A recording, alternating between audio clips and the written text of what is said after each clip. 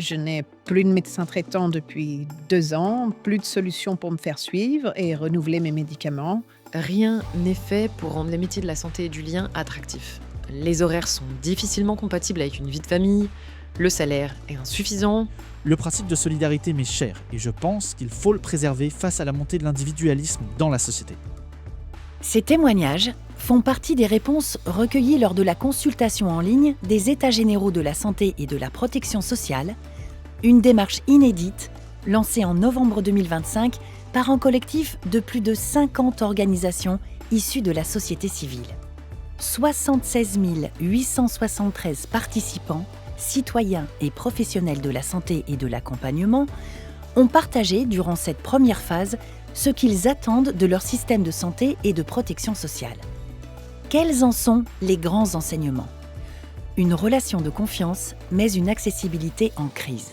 La relation de proximité et de confiance entre citoyens et professionnels de santé est forte. Le médecin traitant en est le pilier central, cité comme principal soutien dans le parcours de soins. Mais la médecine devient de moins en moins accessible, avec la difficulté à avoir un médecin traitant et l'incapacité de trouver des spécialistes, géographiquement, quand les déserts médicaux s'étendent, financièrement, car le risque d'une médecine à 2 vitesses peut émerger sur certains territoires, avec un reste à charge plus élevé.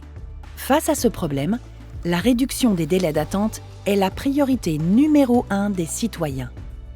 Des professionnels de santé confrontés à des conditions dégradées. Les professionnels dressent un constat largement partagé. Une dégradation des conditions de travail. Surcharge, manque de moyens, travail dans l'urgence. Un manque de valorisation, absence de reconnaissance, rémunération peu adaptée aux réalités. Des contraintes organisationnelles et administratives qui alourdissent le quotidien. Un attachement fort au modèle, mais une transformation attendue du système. L'attachement au modèle de protection sociale est massif pour les citoyens, comme pour les professionnels. Plus de 9 personnes sur 10 s'y disent attachées, tout comme à 2 de ses valeurs fondatrices, la solidarité et l'égalité. Le principe historique fait consensus. Chacun cotise selon ses moyens et reçoit selon ses besoins. La financiarisation du système est massivement rejetée. Mais notre modèle doit évoluer pour durer. Tous partagent comme priorité la maîtrise des dépenses. Cela passe notamment par la lutte contre la fraude, une éducation thérapeutique des patients pour limiter notamment la surconsommation de médicaments et un investissement dans la prévention. Des évolutions nécessaires pour gagner en efficience. Citoyens et professionnels se déclarent prêts à des évolutions organisationnelles pour réduire les dépenses de santé. Parmi elles, s'assurer que le dossier médical soit partagé et tenu à jour.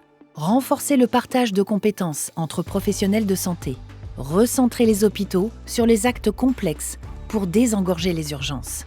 Aussi, la prévention est unanimement plébiscitée pour un système moins centré sur le curatif, avec plus d'activité physique, une alimentation plus saine et une meilleure santé mentale. La question de la santé mentale est un sujet de préoccupation. Au-delà de l'information et de la prévention, les plus jeunes souhaitent favoriser l'accès aux spécialistes et le remboursement des consultations. Les 30-44 ans, eux, abordent la santé mentale sous l'angle du travail et comme une condition du bien-être professionnel. D'autres sujets de préoccupation émergent, comme la perte d'autonomie, pour laquelle une grande majorité de citoyens ne se sentent pas préparés. Ils évoquent notamment un manque d'information, un frein psychologique et un manque de soutien aux aidants. Enfin, l'impact de l'environnement sur la santé est reconnu par l'ensemble des citoyens, qui pointent notamment la pollution, les pesticides et les perturbateurs endocriniens. Alors, que faire ? Citoyens et professionnels de santé ont dressé de premières priorités pour agir. Développer la prévention, mieux contrôler les fraudes, augmenter les effectifs et la formation des professionnels de santé et de l'accompagnement, renforcer l'accès aux soins pour tous. Comment vont se poursuivre les États généraux ?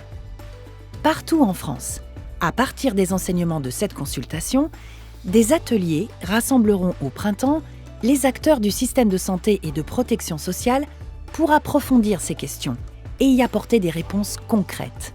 Des propositions seront ensuite consolidées et arbitrées par le collectif des États généraux pour être diffusées à l'automne 2026, en prévision des échéances électorales de 2027. Ensemble, remettons la santé et la protection sociale au cœur du débat.